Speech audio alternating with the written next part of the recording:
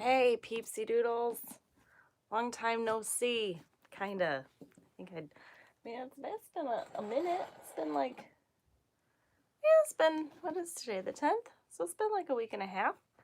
At least as far as books go, it's been a hot minute because I don't think I've done a book video since we did our live book club on Serpent and Dove. So good morning. How are you? I know nobody's here quite yet, but I'm going to give people a couple minutes just to kind of roll in and drink some coffee and get my wits about me, and then we will discuss Scythe, which I'm very excited about. Hi, Michelle! Were you the one that commented on my thing and said that you forgot? Because I almost forgot to. Hi, Amethyst! I almost forgot to do my posting yesterday, and I was having a really hard time figuring out.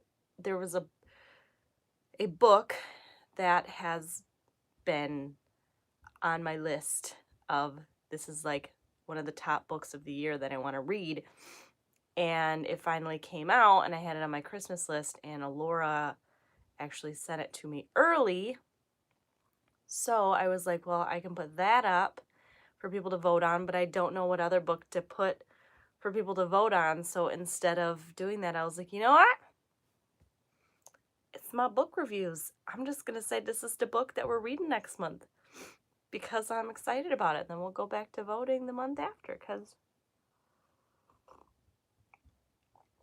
I'm excited.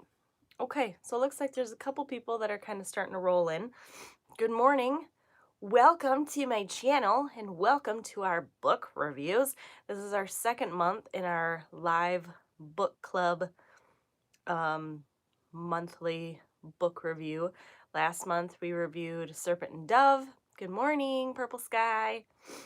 And we had a lot to say about it. This month we are reviewing and talking about Scythe from Neal Shusterman. And let me tell you, writing the same, Michelle. She says the book was awesome and I'm already reading Thunderhead. I am halfway through Thunderhead. What book is it we want to get excited to? Which one? You mean the one? Oh, I'll tell you which book we're reading for this next one at the end of the video. It's coming, don't worry. This book, oh my god, okay. We have a lot to talk about. And I was kind of writing down, I have my little journal, and I was kind of jotting things down and what I wanted to say this morning. And literally, like, I started writing, and I was just like, my thoughts are everywhere. There's so much to talk about. There's just so much that I was like, you know what? I'm just gonna write down some of the high points, and then we're just gonna kind of go wherever the conversation leads us, because this book was insane. So let's just get started because there's just a lot to go over. The Boss Ass Witch. I feel like I'm so behind. Why? What do you mean you're behind? Before I begin, I should say, for anybody in here, this is a spoiler-filled review. We will be talking about spoilers. We will be talking about plot twists. We will be talking about all things Scythe related. So for those of you that have not read Scythe and are planning to, you may want, I'm going to try to do like, hi, Nickel Brad, my girl. I'm going to try to say like, hey, spoiler coming up, but most of the book is one giant spoiler. We're talking about Scythe, or Scythe. I've heard it pronounced Scythe, and I've heard it pronounced Scythe. I started saying Scythe because one of the booktubers that I follow said it, and that's just kind of where it went with it, but I've also heard people say Scythe, so whatever. We were talking about Scythe from Neal Shusterman. That was the book that we chose to read for this past month, and today we are doing the book review. So this will be a spoiler-filled review. So we are going to get started because there's a lot of shit to talk about. So, Scythe, what have you. This takes place in a dystopian universe where all negative things plaguing the world are eliminated. So environmental issues, poverty, illness, pain, and ultimately death. So in 2042, which, I mean, what's this year?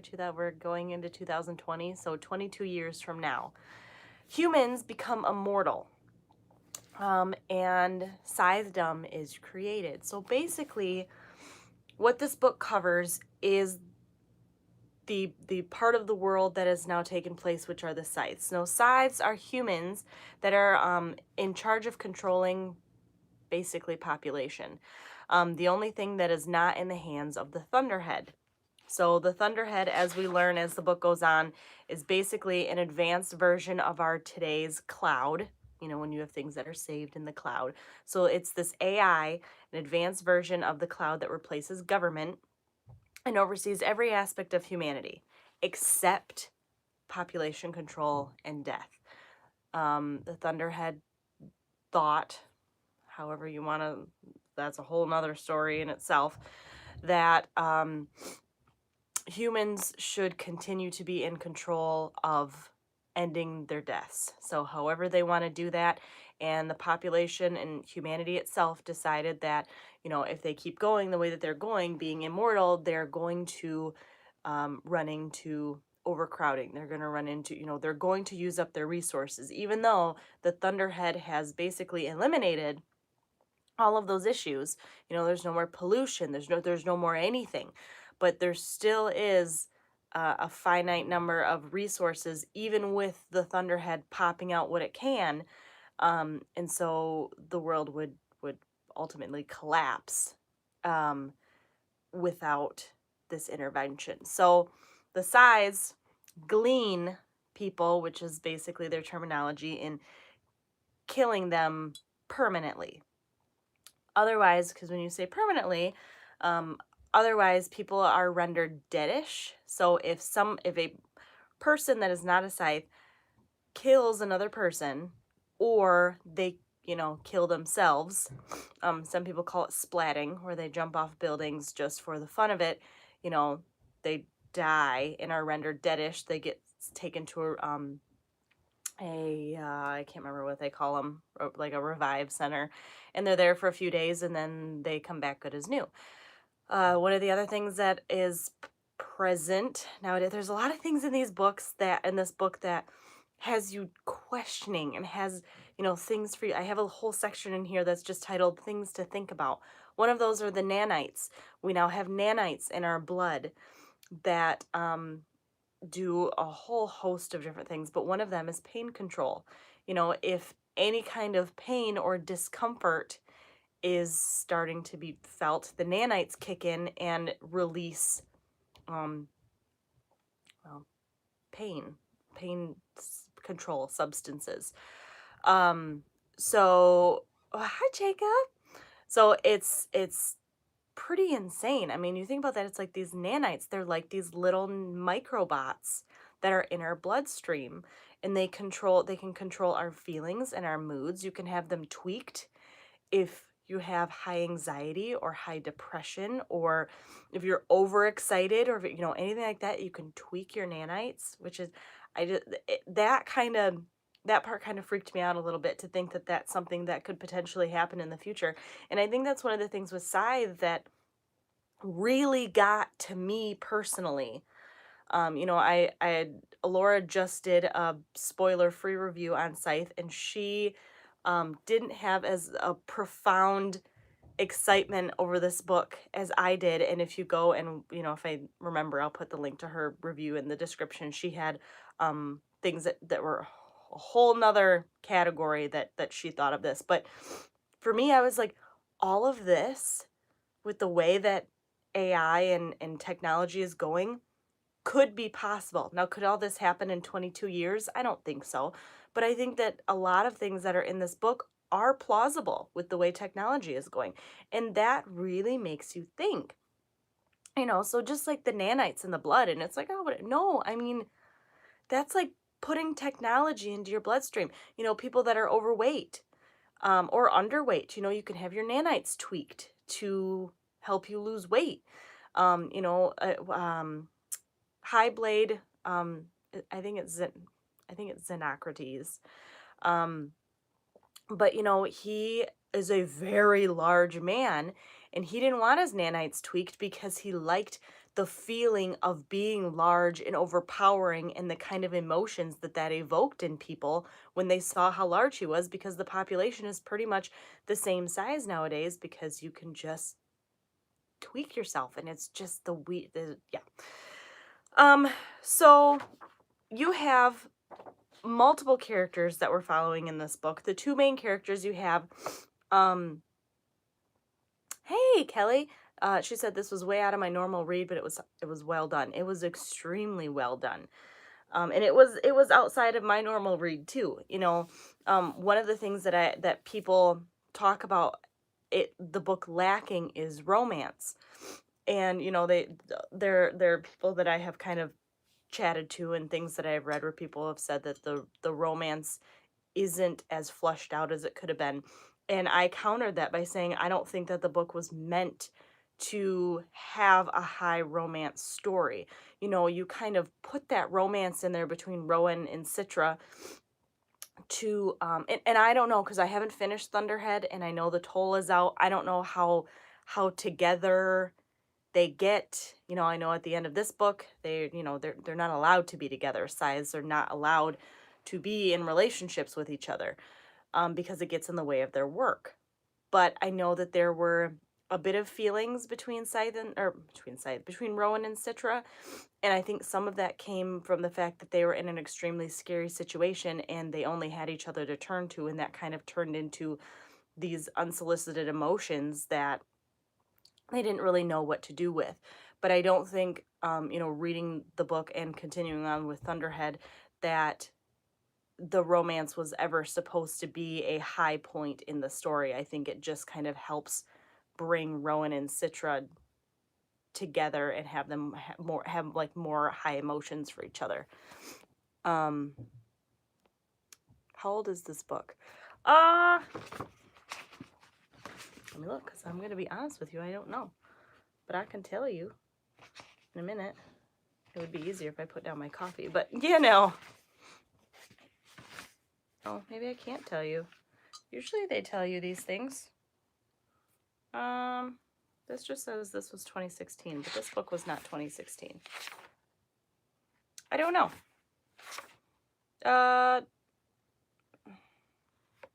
It wasn't 2016, was it? I guess it was. Maybe it was. Maybe it was 2016 and then 2017 for Thunderhead, and then 2019 for the toll, maybe? I don't know, but I guess it was in the last few years. I feel like if you live in a world where you can get gleaned out of nowhere, then it's kind of hard to let yourself develop feelings, which is true. I don't really understand why he added the romance. It seems so, hold on, so last second and forced. Yes, I think so too, and that's what one of my peeps that I talked to kind of said, is they're like, the romance is really underdeveloped, and it seemed very forced, and for her, she said, I feel like it shouldn't have even been added. And I do agree with that it was very forced. There isn't really a whole lot of meaning behind the romance. And I don't even want to say like being a male author, because there's really good romance. I just think that he threw it in there to kind of forge this relationship between Rowan and Citra, so that as the books go forward, you know that there are feelings there, and it's not just of kinship, it's a bit of romantic feelings to kind of justify some of the things that they do for each other. There was something in the early part of the book about at least some food being synthetic, so I was not clear about whether even animals were immortal. That's actually a really interesting thought. I don't know, because I don't feel like you even hear much about animals in the book anymore. I don't really remember them talking about dogs. I don't remember them, because if death is eliminated, but Citra's mother works in synthesizing foods, and so I was under the impression that a lot of the food that they're eating is being synthesized and is basically being created because the world is going on for so long that it's really hard to come by genuine food sources anymore. So I don't know. Thrown in to create higher stakes, maybe. The other thing that they said is that when you said, it's hard to develop feelings, I feel like there's a few reasons for that. One, you are, and this was in my little part here where I said things to think about. Your point of living. They come across that and they talk about that a lot. Especially we follow Scythe Marie Curie, who is one of the older Scythes. She was around when Scythedom was created. We follow her journals throughout this whole first book. Some of the other sides' journals are thrown in there, but her main journals are who we follow. And one of the things that she talks about is the point of living now that there's immortality. That our sense of time is gone. Like nowadays, I think a lot about, the fact that it's my Sunday. I just got a sewing machine. I want to sew, but I want to spend time with my family, but I've got a phone call to make later on today and I want to do that. And it's like there's prioritizing that we have to do, and it gives us that sense of anxiety because there's only so much time. Whereas when you're immortal, you don't have that sense of urgency. You don't have that sense of time. There are people that have been alive for so long that they have multiple families. They get to their end of life, or like 60s. I think most of them get to about that age. And then they go back to however young they want to go and they start again. So they really don't have that sense. And I feel like it would be really hard to develop really deep feelings for someone knowing that there really isn't a point anymore. You don't have time as a factor, which is affecting pretty much everything that we're dealing with nowadays. Plus, when they were talking about gleaning, we're looking through the eyes of scythes in these books. So gleaning seems like a huge deal. But when you talk about how much they're actually gleaning, I think each scythe, they said, it ends up being about 5 gleans a week. 5 gleans a week. I think they said it was like 2,000 or like 1,500 to 2,000 people a year, which if you think about how many scythes there are, and it literally ends up being like you have a less than 1% chance of being gleaned in your entire lifetime. So people don't really think about gleaning because their chances, your individual chance of being gleaned in the population's eyes is so low that there's really no reason for a lot of people to fret about it. I mean, they fear scythes and they have a high amount of respect for scythes and they kind of keep their distance. But I don't really think that it's something that is on the back of people's minds very often.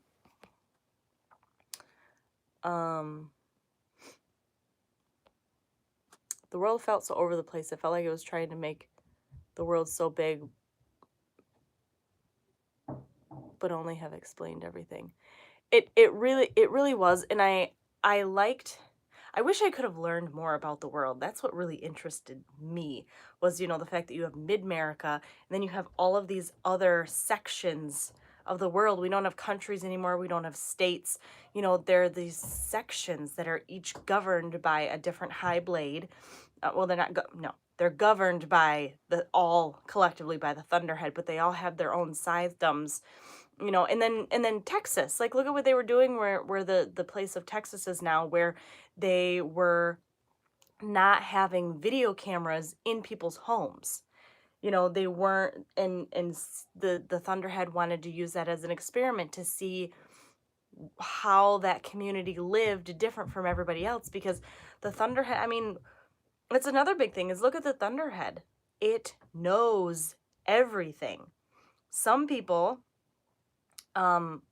which this kind of gets into the second book, which we're not there, but some people view the Thunderhead as like a second parent, and the fact that they're able to talk to it and it's like their life. And then you get to be a scythe and that Thunderhead knowledge is not for you anymore. It's a complete kind of like here in the US, how it's supposed to be a complete separation between religion and state. You know, now it's like there's a complete separation between Scythedom and the Thunderhead. It's just like this totally different thought process, and it's kind of crazy. There are a lot of things about life without death in this book that made me wonder if it would all be great or not. It was kind of like a big rabbit hole thinking. It really was. And that's, you know, that's why I feel like this book, for me personally, is one of the most thought-provoking, most profound reads that I have experienced in a long, long, long time. Okay, so Thunderhead, I'm just kind of moving on a little bit. Advanced version of the cloud replaces government. So that was another thing that really got me thinking was, you know, we have the cloud nowadays. And the fact that, you know, Madame Curie would talk about now, they would bring in, you know, the way that the author brought in what's happening today with murders and suicide and drugs and sex trafficking and all of these horrible things. And, you know, then we have the cloud, we have the baby cloud, this little tiny thing, and explaining kind of how all of that blossomed into the Thunderhead, this all-knowing great AI that people were afraid of. You know, that's where we are, is we are terrified that technology is going to take over and it's going to be this horrible thing. But the book kind of shows how the Thunderhead really is not this horrible, terrible thing, but it actually is a better, depending on how you're looking at it, way for humanity and way for the world. And, you know, it really struck me how much they talked about the age of mortality, which is today, and they roped that into the story because it really, for me personally, brought me in to the story. So then we talk about, you know, I have Scythe Faraday. Have you ever read I Have No Mouth and I Must Scream? I have not. So we have Scythe Faraday. Scythe Faraday is like, he's basically like the cute old man that you just want to snuggle. Like, I absolutely, sorry, I was reading that comment. Adored Scythe Faraday. All throughout the book, I loved him. And I have to say, because here comes your spoiler, you know, when Scythe Faraday takes on Citra and Rowan, I already knew that there was going to be an issue because no Scythe has ever taken on 2 apprentices at a time. So he takes them on, neither of them want it, which is why he said that they would both make good scythes because, first of all, neither of them, well, that was why he chose them, because neither of them wanted it, which was kind of your first thing to think about, is it's like, well, you know, you have Goddard, who's extremely good at his, you know, he loves his job. He's not, I wouldn't argue to say he's a good scythe, but he loves his job, which I feel like in Scythedom you shouldn't love your job because that's just giving away. Like, at what point do you look at morals? Are morals even a thing anymore? Because you have some scythes who do hold on to those morals, and then you have some like Scythe Goddard who has this god complex, who doesn't really have morals anymore. Hold on, let me. Laura! She says, okay, I can't hear a thing because I'm in the car and I had to pause the actual video. Just know I didn't love the violence as a highly sensitive person, and the Tonist murder scene wrecked me. But Neil Shusterman is a fantastic writer, and the concept on the book is extremely relevant for our day and age. Love your face, and sorry I can't comment in real time on what's being said. I'll just watch the replay. Yes, we will get to that. We will get to that. I knew that the amount of violence really bothered her, and I was fully expecting this. In this kind of a book, I don't want to say I enjoy, but those are the kind of books that really hook me, is things with, I don't know, I don't want to sound like an asshole, but I like reading that kind of stuff, and she had a really hard time with it. It's about an AI that becomes self-aware and starts to hate the human race and kills everyone and keeps 5 people hostage and tortures them for eternity. The Thunderhead, stop! No! Because I kind of had a hard time with the Thunderhead in this first book because I still had I have my way of thinking, which is technology, especially technology that ends up dominating humanity, has always been brought to us in all kinds of science fiction as bad. And, you know, starting to read the second book, you're like, the Thunderhead is just like so sweet. It's just like this, you know, I had a different appreciation for the Thunderhead so far going into the second book. So you have Scythe Faraday, who I absolutely adore. I love him. He was so sweet, and we didn't really get to hang out with him a whole lot for very long because, spoiler alert, okay, so he gleans himself, which, you know, the only way for a Scythe to die is for them to glean themselves. And I thought that the tenets were really interesting that they put that in there because, you know, I feel like you can only go through the murder of innocent people for so long before you eventually have to just come to terms with what you're doing and end it. So he killed himself. And my first thought when that happened was, no, he did not. And I held that was one of the twists that happened that I didn't fully believe.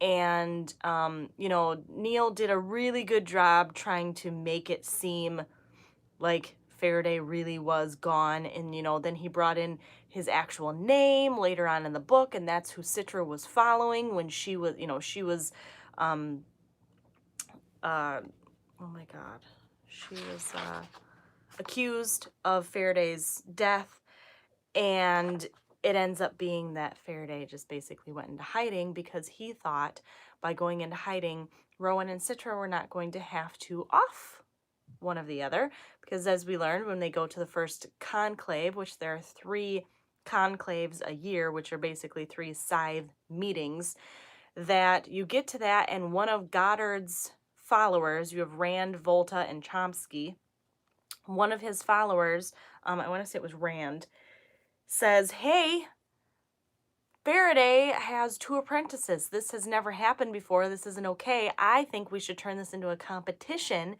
because they're just going to be going at it this whole time trying to make the other person win.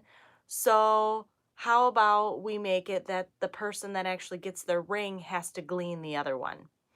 And the fact that that actually went through kind of shows what kind of a person Highblade Xenocrates is as we continue to see throughout the book. He's got his own issues happening. So, you know, that happens, and then it kind of puts a whole new spin on everything. And Faraday's like, well, if they don't have an apprentice, or if they don't have this apprenticeship anymore, then they're out of it and they can go back to their families. So he gleans himself, and instead Goddard says, well, I will take them both, you know, because he's like, fuck this. Am I going to allow these 2 to just go home after? He's like, he wanted bloodshed. So he's like, I will take them both. Well, Madame Curie, Mary Curie, says, no, I will take Citra. He can have Rowan because I'm not going to allow him to pit these 2 against each other for the next year. I'm not going to let it happen. So then the rest of the book we follow Citra being with Curie and learning her way of gleaning.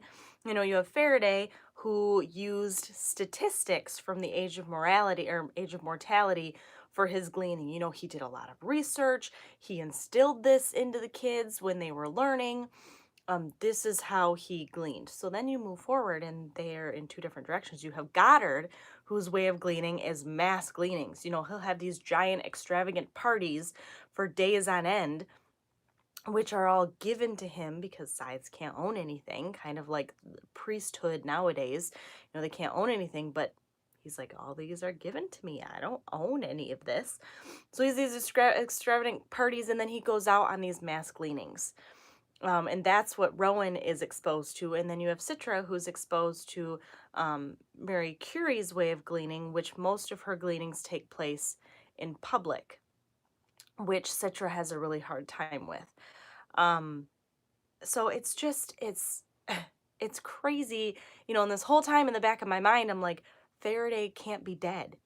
There's no way that he's dead. And so I knew he was coming back. I knew in my soul he was coming back, but I really liked how Neil went about it.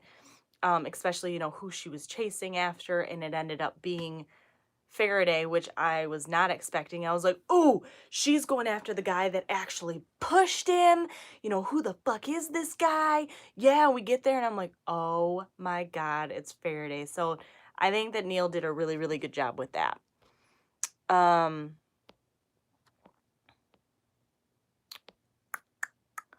Okay, so I knew he was not dead. No way you kill someone off as awesome as Faraday. I liked how the author handled bringing him back. I did too.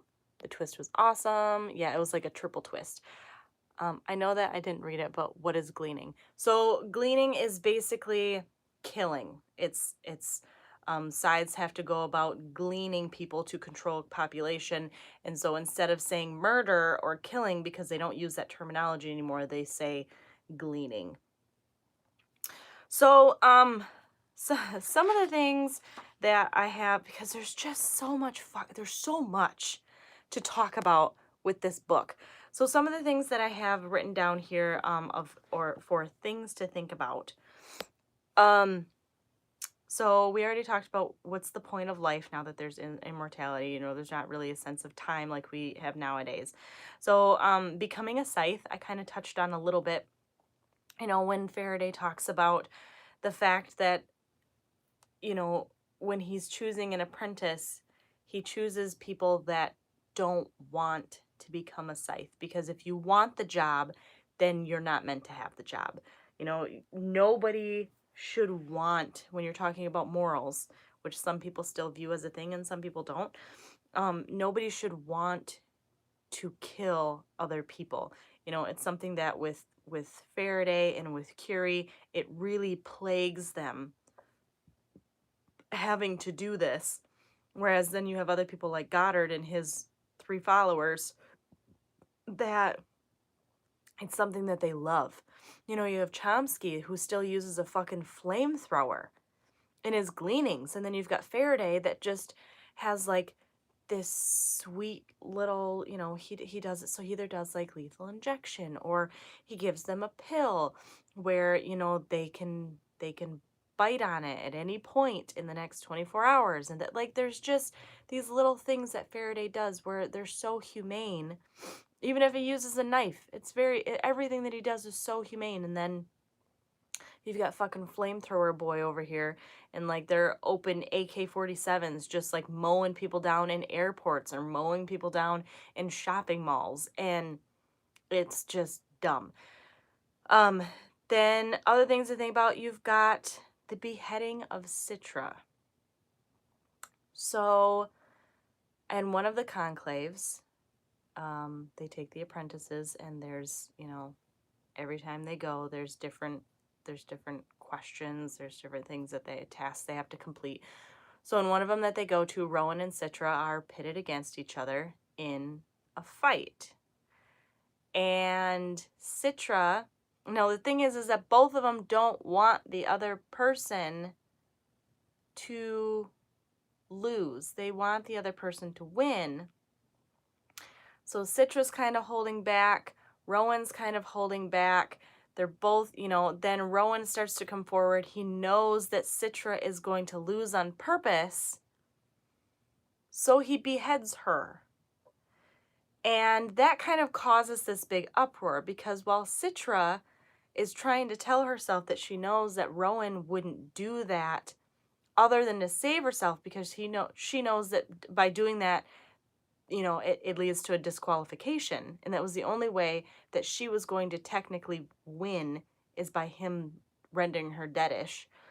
But, you know, then it kind of puts a foul taste in everybody's mouth against Rowan at the conclave.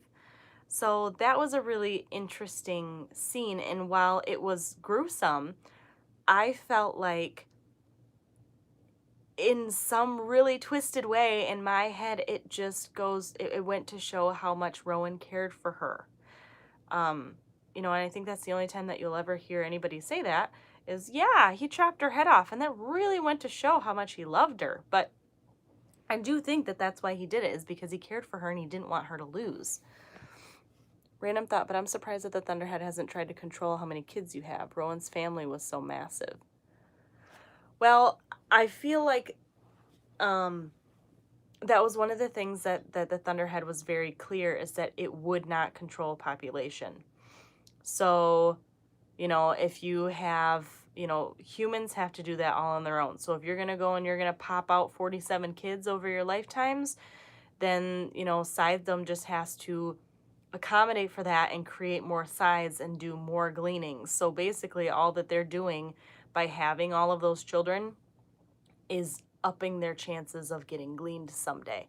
And I do like that. As far as the Thunderhead goes, I really liked that it's like, I will do everything I can to help with humanity, but I will not deal with the population. That is still, it felt like that was still something that humans should have to deal with and should have to take care of on their own. It's like, I will give them all the tools that they need to thrive and to not have to deal with poverty and to have jobs if they want to. But if they don't want to, I'm just going to give them money to be able to live. Like, I'm going to do all this. But when it comes to life and death, that's something that humans still have to have control over. And I really appreciated that. So let's talk, we're going to jump forward a lot to the end. Well, I'll go somewhere in the middle first, and then I'm going to jump towards the end. So you have Esme. So Goddard's group goes to a mall, and I did like this twist in things, because this was not something I was expecting. You have this very large 10-year-old girl who's engorging herself with pizza, and she's really down on herself, and Goddard's group comes in and does a mass cleaning of like 200 and some people in this mall. She's stuffing herself behind some kind of furniture piece to hide herself, and Goddard saves her and brings her home and gives her whatever, lavishes her with whatever she wants. And I was not expecting, spoiler, who she was. And it did not. Nickelbird said that this whole part felt forced. I do feel there's a little bit about it so far in the second book. But I personally liked that it was used, because it kind of was used as the turning point later on in the book, because I don't know where the book would have went if Esme wasn't a part of it. So Esme is the daughter of Highblade Xenocrates, which once again goes to show the kind of character that is leading the Mid-America Scythedom, because he has this illegitimate daughter that she doesn't know who he is. He knows of her. He knows about her. He has kept track of her, but nobody else knows, because scythes are not allowed to father children. They're not allowed to be in relationships, because all of that type of family thing interferes with their job. So basically, Xenocrates is blackmailed by Rowan at the end of the book, because Rowan was about to be charged with being Scythe Lucifer, which we'll get into, and Rowan brings it up like, well, I got your daughter here, basically, and he's like, I didn't tell everybody, and Xenocrates is like, whoa, okay, hold on a minute. So I do feel like that part was a little bit forced, because I feel like Xenocrates could have just gleaned Rowan and been done with it. But I also think that Rowan, kind of set forth having other people, or at least he told him that he had other people that knew what was going to happen, and if he died, then the word was going to get out. And I don't really know what would have happened to Xenocrates if they would have found out that he had a daughter, but I don't think it would have been anything good. So I do hear what you're saying, that it was a little bit forced, but I kind of liked having that other twist sitting there for half of the book, like, who is this girl? Why did he save her? You know, what is Goddard gonna, because Goddard is a twisted motherfucker. So it's like, what is he doing with this 10-year-old girl that he's just lavishing her with whatever she wants, but we have no idea who she is? So I did enjoy that. I do understand what you mean by it did feel a little bit forced. And the use of her was kind of by the time that they did come about around to the point of using her, it was a little bit like, eh, it didn't really reach the hump that I wanted it to reach, but I liked the twist overall of who she was. I think the only issue I had with the book was that there were so many things going on that at the end they didn't feel natural, if that makes sense. Yeah, I do get that. There were a lot, you know, it is a super dystopian novel, and while the start of it, you know, I felt very much attached to, because like I had said, I feel like all of it could be something that happens someday. You know, that's why it really hit home with me. By the time you got to the end, I did feel like some of it was extremely far-fetched. So I totally, that does make sense. I do get where you're going there. So let's move forward a little bit to the towards the end, where we talk about the murder of Goddard's group and the coming forth of Scythe Lucifer. So Scythe Lucifer is going to be one of the main issues of the second book. You have Goddard's group, which, you know, you have Goddard and Volta, which Volta is very much like Rowan. He doesn't like being there. He doesn't like Goddard. He doesn't like killing, but he feels like he's so stuck. And I felt for this guy. He felt like he's so stuck with Goddard's group that he couldn't, there was no way out. You know, Rand, Volta, Chomsky. So they go into this building.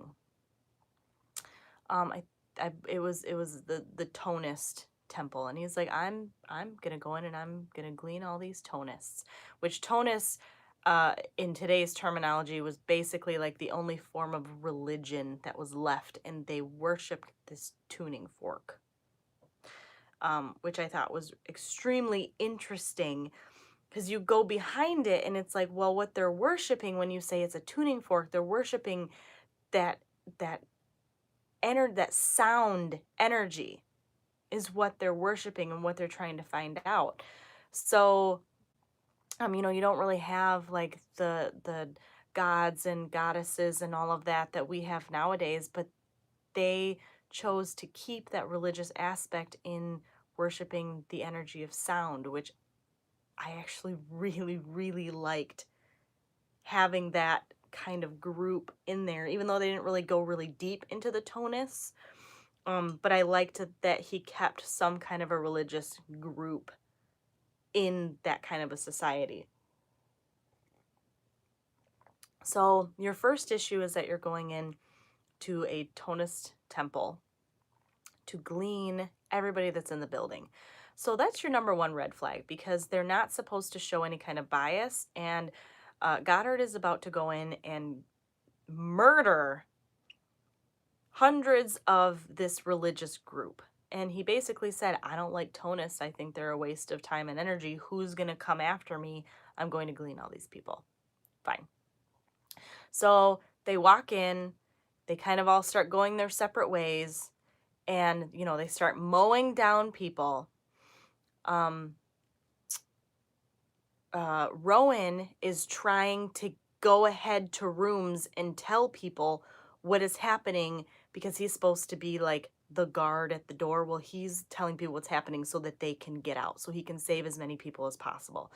Because at this point, Rowan still has that part of him where he's like, he's struggling, because there's part of him that does like the killing, but there's also the part of him that has that moral compass where he doesn't want all these people to die. So I think for him, it's like he likes the act of killing, but he doesn't actually like the outcome of killing. So then you have Volta, who goes and sees this classroom, and he opens the door, and it's a bunch of children.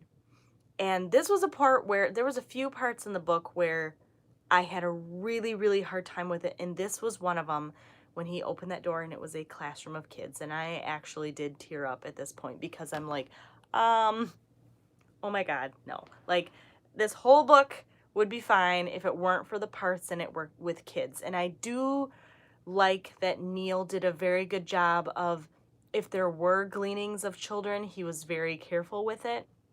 And he didn't just come outright and say, this is what happened to these children. You know, he did not. But, you know, Volta does glean this entire classroom of children. I'm crying. I have a daughter of my own. You know, that really hit with me. And then he killed himself. He gleaned himself. That was his final thing. He's like, I couldn't, this was it. I'm done. And he gleans himself. So, you know, Rowan, knowing the kind of issues and the hardships that Volta's going through, finds him.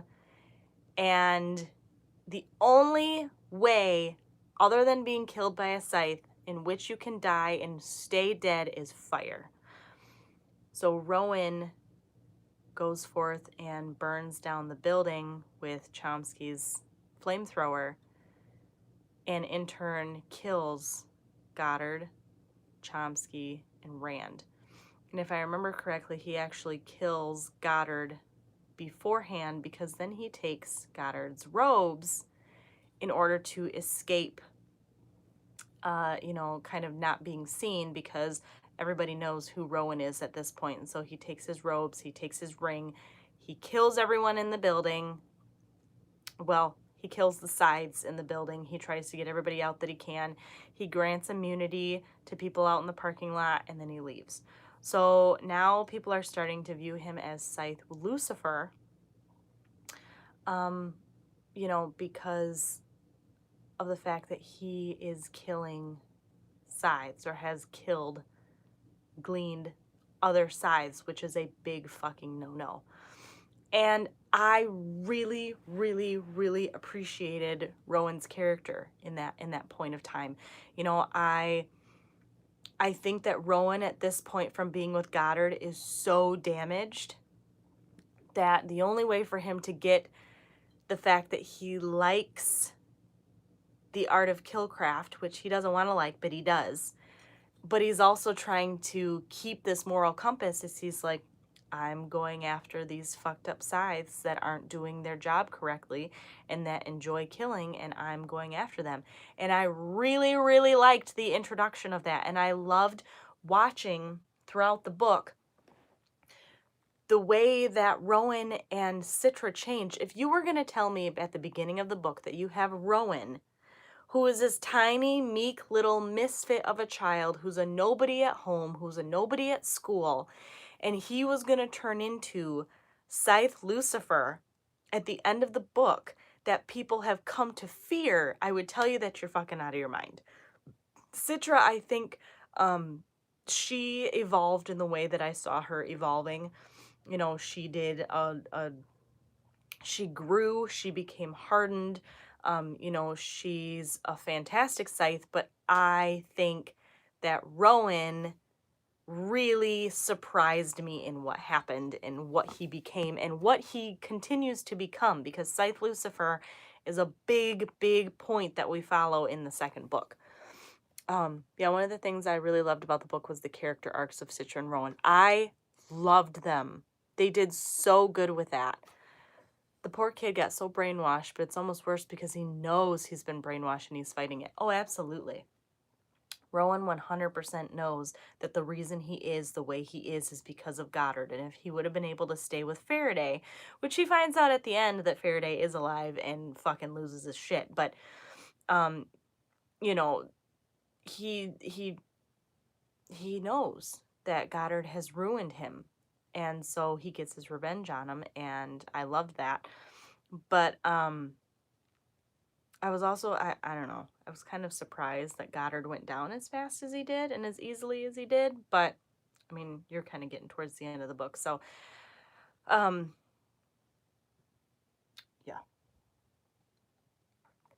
And we're coming up here pretty soon. I've probably got like another 5 minutes to talk about this book, and there's so much to still talk about. So some of the parts that were really hard for me. I just want to say I didn't really enjoy, and maybe this is just me and because it gave me a lot of anxiety, but I did not really enjoy the whole arc in which Citra was framed for Faraday's death. I'm still not exactly understanding that and how that came to be. I mean, I know that it came from Goddard. I know that he planted the seed the seed in Xenocrates' head. I know that Xenocrates is afraid of Goddard.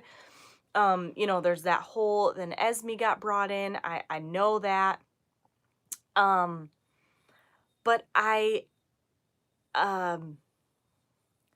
don't know. I didn't really enjoy, yeah, it did feel forced. I didn't enjoy that story arc. Citra fled. Curie helped her, which I was really surprised for. Curie's character was great, and I was really surprised how much I ended up liking her.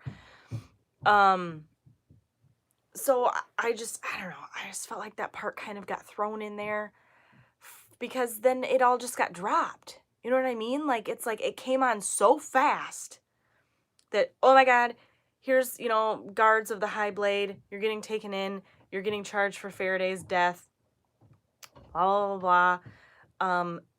And then she fled and she was followed, and Curie told her how to leave. She fled Mid-America where she was safe, and then all of a sudden all the charges got dropped. It was just like, it just was really, and then she was at Conclave and the whole last thing happened, and then she ended up getting her ring even after all of this went down. So I kind of felt like that part was very forced, and it was a lot of unnecessary anxiety on my part, to be completely honest, because I had a lot of anxiety during. I'm like, why would they think that Citra did that?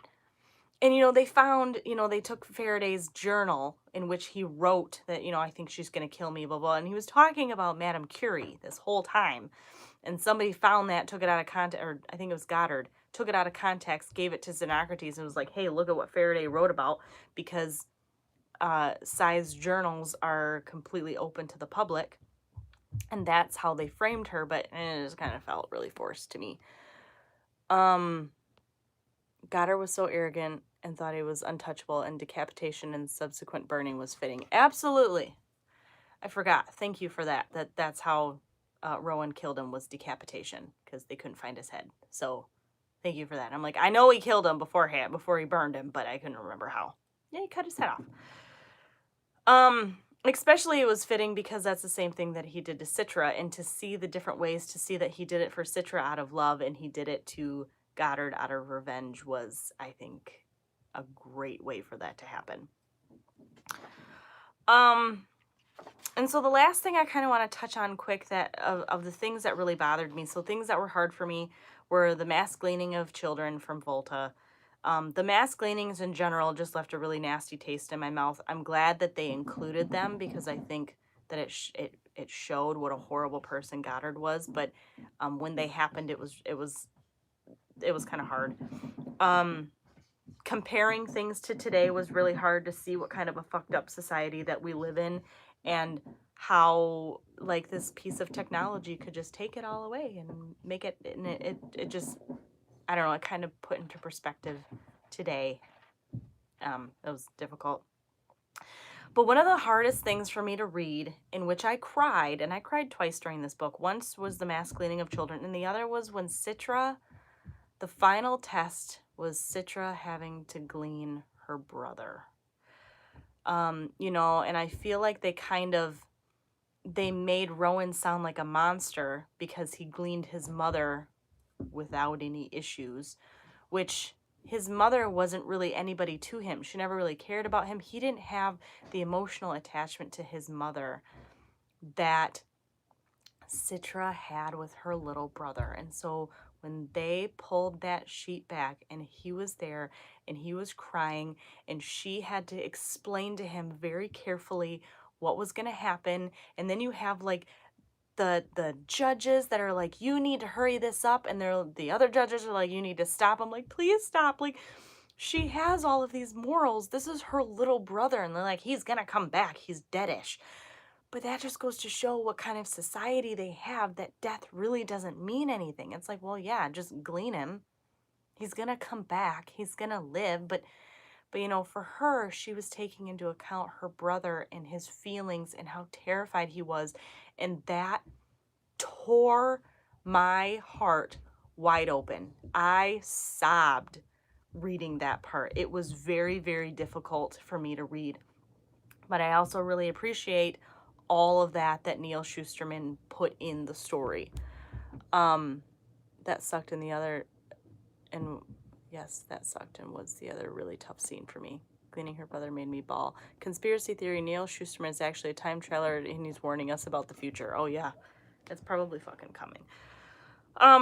So anyway, there's so much more we could talk about. We're coming to the end of our review. So basically, Scythe is a type of book that I normally wouldn't see myself, or it's not a book that I would just like pick up and read on a normal basis. It's one that I've had on my shelf for a while. It's one that I wanted to read, and it's one that most of the booktubers that I watch have raved over. So I'm really glad that you guys decided to choose this one as the book for this month. It was one of the most profound reads that I have read in a long time, if not one of the most profound reads that I've ever read. There were a few parts in the book that I felt were really forced, namely for me being Citra's, you know, the accusation that Citra was the one that murdered Faraday. I felt like that was really forced. But the rest of the book, I flew through. I thought about it all the time. If I was at work, whatever I was doing where I wasn't reading, I was thinking about the book. I was thinking of you know, the differences between today and what it is then, and the transition between the two, and how well Neil did at making it seem like this could actually be a thing. And he continues to do so in the next book.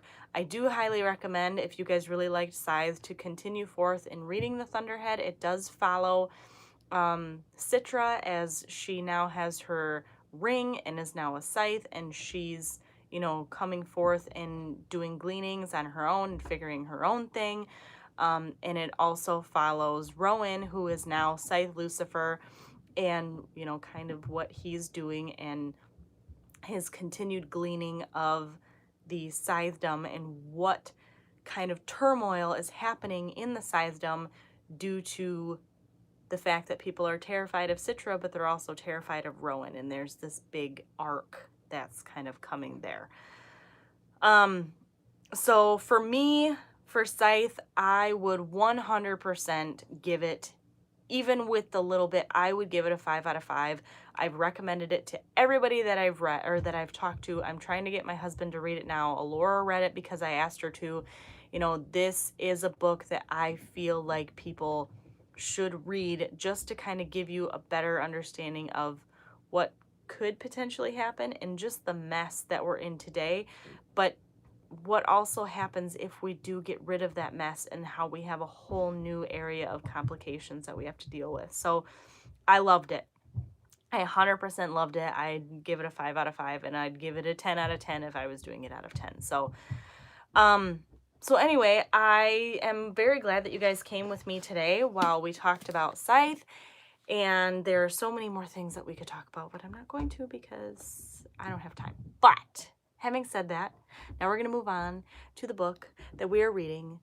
Oh, speaking of, sorry, you said that you're excited for Thunderhead. Toll, The Toll just came out, which is the third book in the series. It just came out on November 8th. So that is the third and final book in the Scythe series. So if anybody's interested to pick up Thunderhead, read that, and then the third book just came out. So the final book that I'm going to talk about really fast is the book that we are going to read for the next month, and we're going to talk about, oh my gosh, I didn't even look at my calendar. It's December. It's the second Sunday in December, whatever that ends up, I think, is the first, what would it be, maybe the 7th? I think that first weekend is like this. So it would probably be like December 7th. I think 7th or 8th, that second Sunday of December. We are going to be reading The Beautiful by Renee Audier. December 8th. Thank you. So December 8th at 10 a.m. is what we are going to be.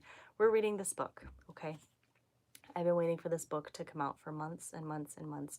I put it on my Christmas list, and I ended up getting it from Alora, and I actually bought it for her for a monthly book swap, so we both gifted it to each other. This book, I got it on Amazon. I think it was 15 bucks on Amazon. I've seen it for $13 at Target. It just came out. Look at your library, look wherever. I am super excited. Is December 8th when we start reading, or do the review?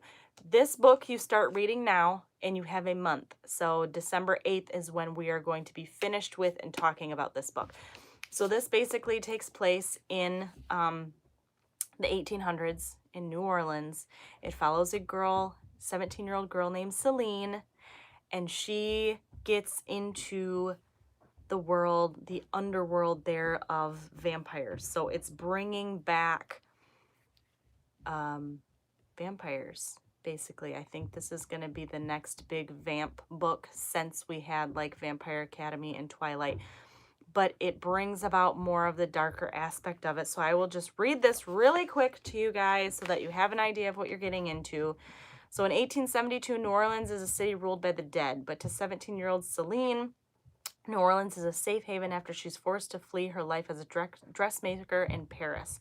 Taken in by the Sisters of the Ursuline Covenant in the middle of the carnival season, Celine is quickly enraptured by the vibrant city, from the music to its fancy soirees and even its danger. She becomes embroiled in the city's glitzy underworld known as La Cour des Lions after catching the eye of the group's enigmatic leader, Sebastian Saint Germain. When the body of one of the girls from the Covenant is found in Sebastian's own lair, the second dead girl has turned up in recent weeks.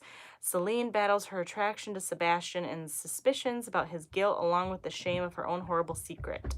After a third murder, New Orleans becomes gripped by a terror of a serial killer on the loose, one who now has set sights on Celine. As the murderer stalks her, Celine finally takes matters into her own hands, only to find herself caught in the midst of an age-old feud between the darkest creatures of the night, where the price of forbidden love is her life. At once a sultry romance and a decadent, thrilling mystery, master storyteller Renee Audier embarks on her most potent fantasy series yet. So this is the start of a series. The second book comes out next year. Oh, no more French. I do have a Twilight-shaped hole in my heart. I do too, and I really hope, I'm going to be completely honest, I really hope that this fills that. And one thing that makes me sad, kind of like when Serpent and Dove, is that when we finish this, we have an entire year until the next one comes out. So, this is the book I picked for us. I apologize if this is not your cup of tea, but this is one I've been really, really excited for. And so instead of letting you guys choose, I'm just telling you this is what we're going to talk about, and then we will continue with the voting next month. So join me back here. Get your copy of The Beautiful by Renee Audier. Get your asses back here December 8th at 10 a.m. and we will discuss. And I am super freaking excited about it. So I am going to go. I have some things I'm going to do today. I've got my girl, my witchy sister I have to talk to. I've got my sewing I'm going to do. I got all kinds of shit. I got a Thunderhead I got to finish so I can start The Beautiful. So I love you guys very much. Thank you for coming and hanging out with me for our second monthly book review. I think that these are really fun. I'm sorry that this one was a little more all over the place, but there's just so much to talk about, and I think that this one actually had a much better discussion than we did on Serpent and Dove, because there really is a lot of morally gray areas that we can kind of all agree to disagree with. So you guys have an awesome day, and I will see you, I'm sure, in between now and December for different witchy videos and whatever. So love you guys, and I'll see you later.